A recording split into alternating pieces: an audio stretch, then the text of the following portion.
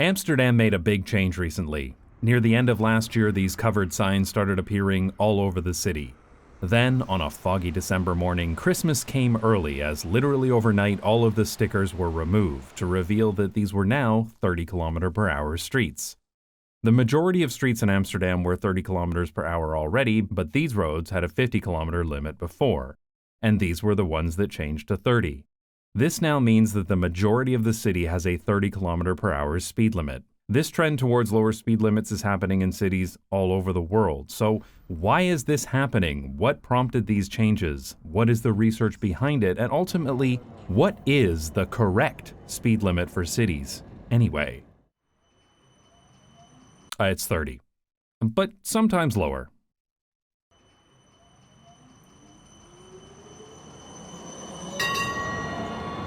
There are a lot of good reasons to lower speed limits within cities, but the largest and most obvious benefit is safety, especially for anybody outside of a car. A person hit by a car going 30 km/h has about a 95% chance of surviving the crash, but the fatality rate increases sharply with speed. In any reasonable world, this chart alone would provide more than enough justification to reduce speed limits within cities. Unfortunately, we do not live in a reasonable world. We live in a world where convenience for drivers is routinely prioritized ahead of safety, so let's continue. While safety is by far the most important reason to lower speed limits, Amsterdam also justified this change because of noise. The noise from cars comes from two major sources: propulsion noise created by the car's engine, exhaust, transmission, and brakes, and rolling noise, which is caused by the tire's friction with the road surface. The rolling noise gets louder the faster the car goes, and it starts to exceed the propulsion noise at about 30 km/h. In fact, at above about 50 km/h, electric cars are just as loud as gasoline cars. So, sorry, switching to electric doesn't magically solve this problem. There is significant environmental, physical, and psychological harm that is caused by the noise of motor vehicles, and I have a previous video about noise if you'd like to learn more. Amsterdam expects traffic noise to reduce by 1/2 on these new 30 km/h streets, but let's get back to safety. You know what kinetic energy is, right? If not, your high school physics teacher is very upset with you right now. You get it from this formula. Notice that the V is squared, so it goes up very quickly as velocity increases. This means that even a very small increase in speed can result in a huge increase in the energy of a crash, as you can see in this video by the Insurance Institute for Highway Safety. Modern vehicles have a lot of safety features that are designed to dissipate that energy into deforming the vehicle instead of deforming the people inside. But, and I know this is hard for many suburbanites to understand, there are people who exist outside of cars.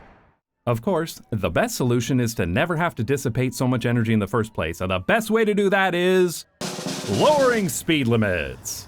Changing a street from 50 to 30 km/h means reducing the energy of a potential crash by 2/3. That's absolutely massive, and this is why there's such a big difference in fatal crash rates at 30 versus 50 km/h.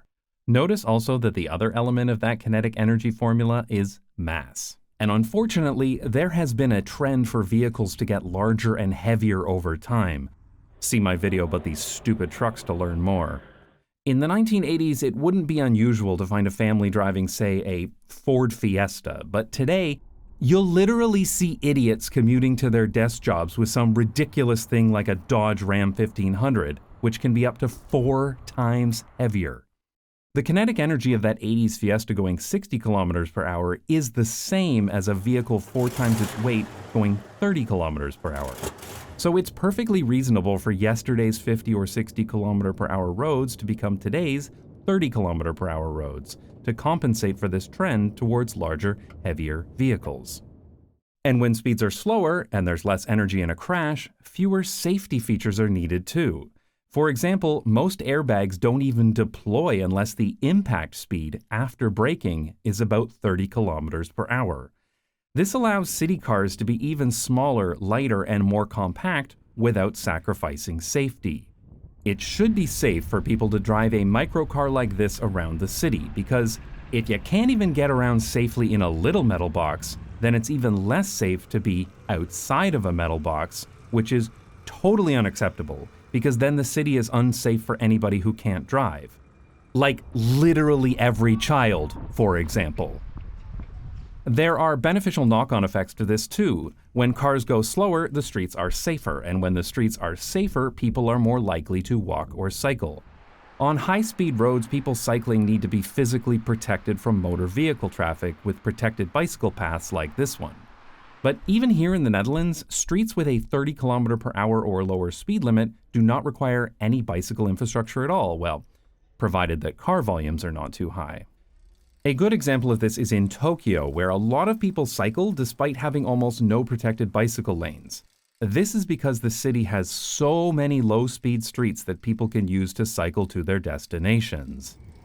There are countless benefits to having more people walk and cycle, from public health to a reduction in traffic congestion, and when the streets are smaller and slower, less infrastructure is needed in general, which reduces infrastructure and maintenance costs too.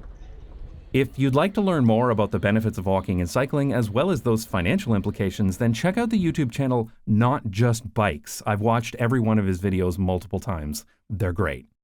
Of course, the safest car crash is the one that doesn't happen at all, and the slower everybody is moving, the more reaction time everybody has to avoid a collision. The faster a car is driving, the longer it takes to bring it to a stop. I really hope that's obvious to everyone, but if not, your high school physics teacher is even more upset with you. Braking distance varies greatly between vehicles. A heavier SUV will normally have a longer braking distance than a smaller car, but regardless, on a given vehicle, the stopping distance at 50 km/h is about double that of 30 km/h. And the stopping distance doubles again between 50 and 80 km/h, and that's a problem. But in order to stop in the first place, the driver needs to react to what's happening. In a best-case scenario, when a driver is paying attention and expecting to stop, a typical reaction time is about 700 milliseconds. But for an unexpected stop, like a child running out into the street, that driver needs time to process what they've seen, and the reaction time is more like 1.5 seconds. Here's how far a car can travel in that time, and this is before the brakes are even engaged. This extra 10 to 15 meters or more can easily be crucial to avoiding a fatal crash with someone outside of a car. So in a busy city where lots of unexpected things might happen, it makes sense to have much lower speed limits. Our brains take huge shortcuts when processing visual information, and this is incredibly important when it comes to driving because we don't see nearly as well as we think we do. When driving on the highway, the lines on the road seem very short, right? But in reality, they're as long as a car. We tend to think of our vision like it's a camera seeing everything as it happens, but that is absolutely not the case. Our eyes and visual cortex evolved to process what we see at about the speed we can run, so strange things start to happen when we move faster. In order to keep a clear view of the world in front of us, our eyes need to refresh what we see regularly, and this happens through what are called saccadic eye movements that happen subconsciously 2 to 4 times per second. Researchers have used eye tracking hardware to prove that the faster we drive, the more our eye movements tend towards the center of our field of vision. This may not be much of a problem when traveling 30 km/h, but this is an estimate of what we see when traveling 50 km/h, and this is 80 km/h. You're really just seeing part of your visual field at any one time, and your brain fills in the rest. So this is what you think you see when you're driving, but this is what you actually see, and your brain does a lot of work to make it look like a complete scene. Just about every motorcyclist is familiar with the concept of smidsy. It's when a driver almost runs you over and says, "Sorry mate, I didn't see you." This is often attributed to bad or inattentive drivers, and that definitely does happen, but it's not the entire story. If the driver's eyes didn't happen to look at that part of their visual field for a few hundred microseconds, it is literally possible that the image of the motorcyclist was never actually perceived by that driver.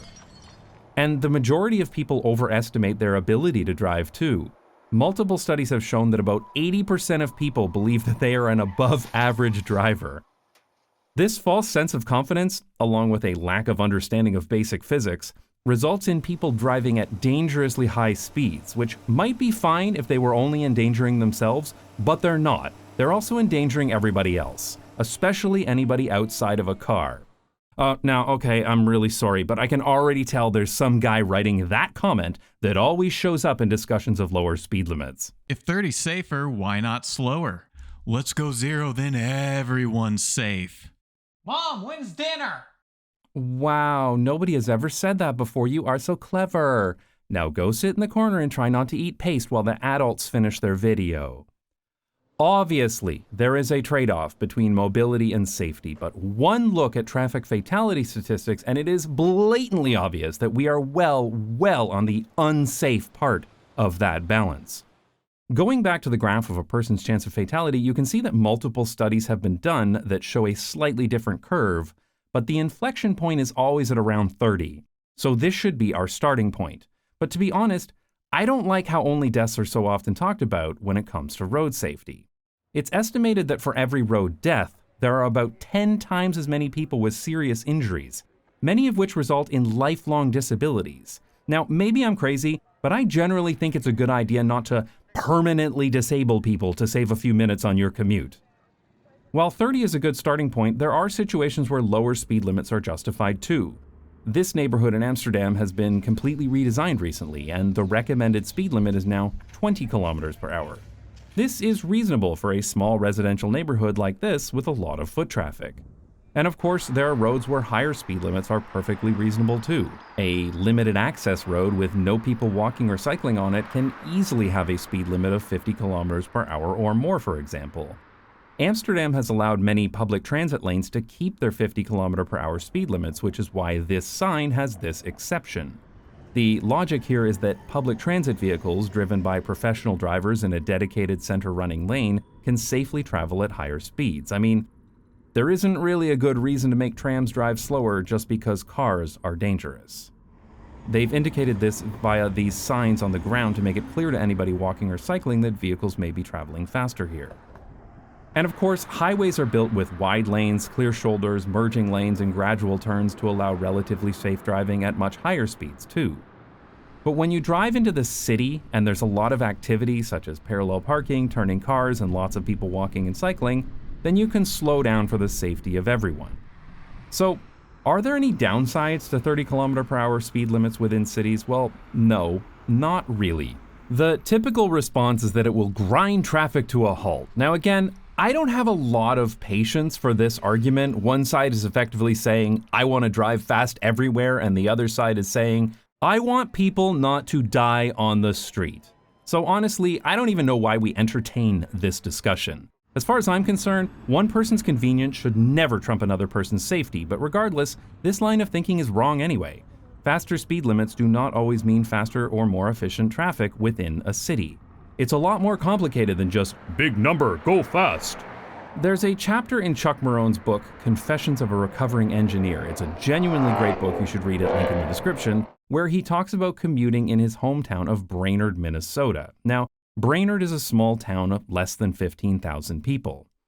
Downtown looks like this. There's absolutely no reason why a town as small as Brainerd needs a strode this wide running through the middle of it, of course, but that's not important right now. This strode has a 35 mile per hour speed limit, but when Chuck measured his actual speed limit through this area every day, he averaged about 10 miles per hour, which is 16 kilometers per hour for everyone else. And that's because, well, okay, why don't you explain it, Chuck? Hey Jason, Not Just Bikes, welcome to Brainerd.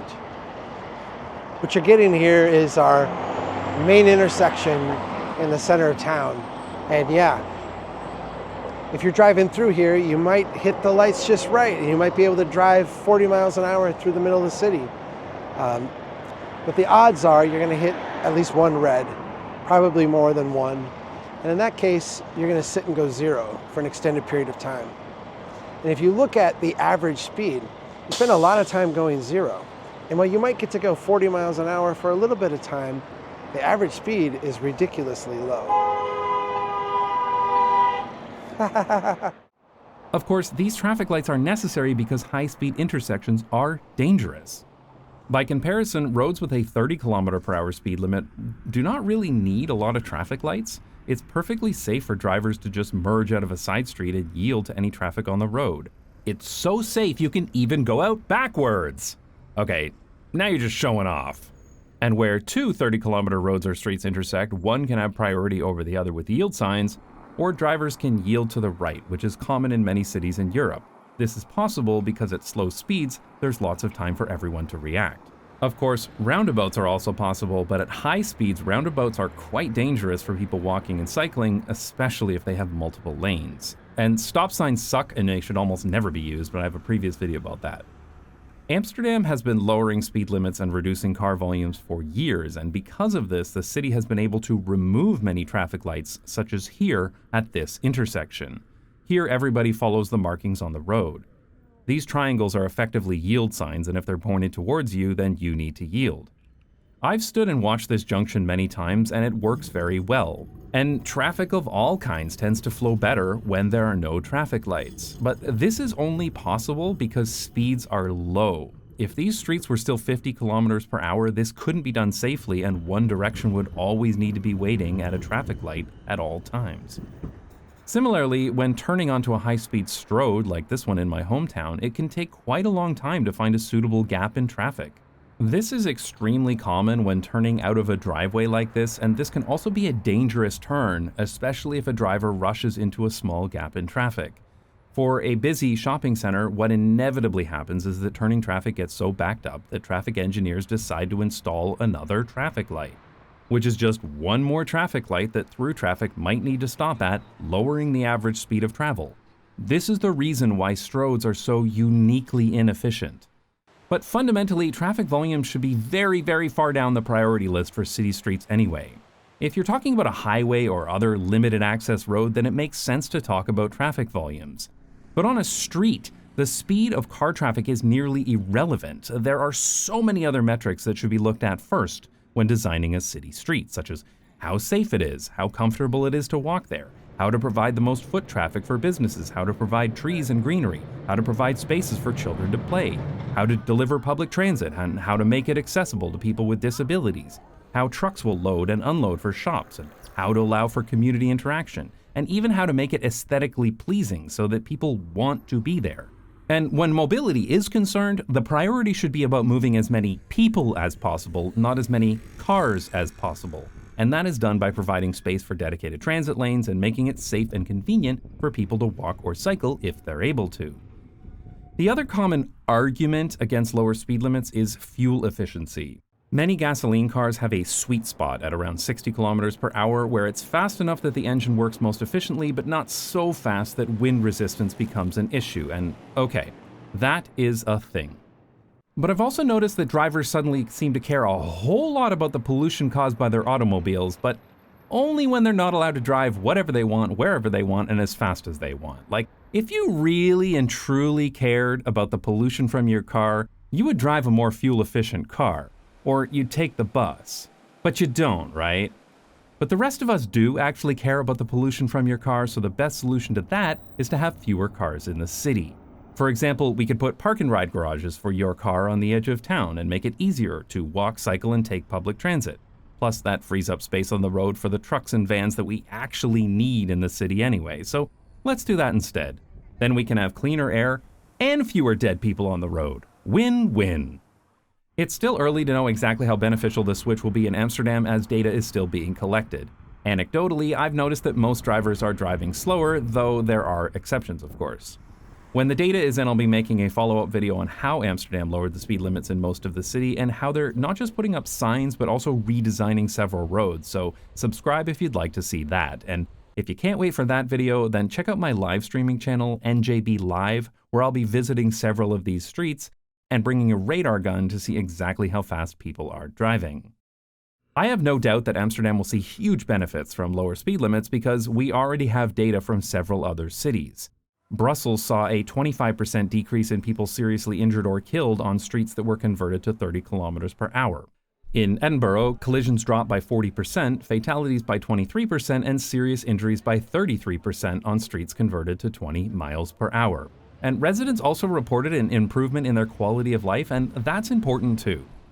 New York City tried to reduce speed limits to 20 miles per hour but had to compromise on 25 because, well, America. But even then, traffic fatalities fell by more than 22% and pedestrian fatalities by more than 25%. The thing that bothers me is that the data is really clear here. At some point, we have to realize that anybody fighting against lower speed limits within cities is either willfully ignorant or they're a selfish asshole who values their convenience more than other people's safety. And I mean, fuck those people. Seriously. I am so tired of our cities being loud, uncomfortable, and dangerous because of assholes who drive too fast and think the rules don't apply to them. We need to take back our streets, and lowering speed limits is a big step in that direction. Unfortunately, there's a lot of misinformation being purposefully spread to stop cities from lowering speed limits, and much of that comes due to pressure from the automobile, insurance, and fossil fuel industries, who are some of the biggest owners and advertisers to news sites. Which is why it's important to understand the bias behind your news, and a great way to do that is with this video's sponsor, Ground News. Ground News is a website and app designed to give readers an easy, data-driven way to read the news. Every story comes with a clear breakdown of the political bias, factuality, and ownership of the sources reporting, all backed by ratings from 3 independent news monitoring organizations. If we look at that story in Ground News, you can see that there's a lot of extra information provided in a neat and organized way, and you can see how different news sites report on the same story. The trend details are here along the right-hand side. 9 news sites reported on this story, and you can see that the majority of the coverage was in the center. You can also see the factuality and ownership information. For this story, a third of news outlets are owned by individual billionaires, and another third are owned by media conglomerates.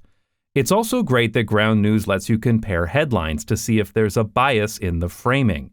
Notice that only one of these articles frames this change as a, quote, monumental waste of time, while the others are much more positive. Another feature I really like is the blind spot feed, which highlights stories that are disproportionately covered by one side of the political spectrum. For example, if you're only looking at right-leaning media, you probably missed this story about how the EU is negotiating a way for young people from Britain to study and work in the EU.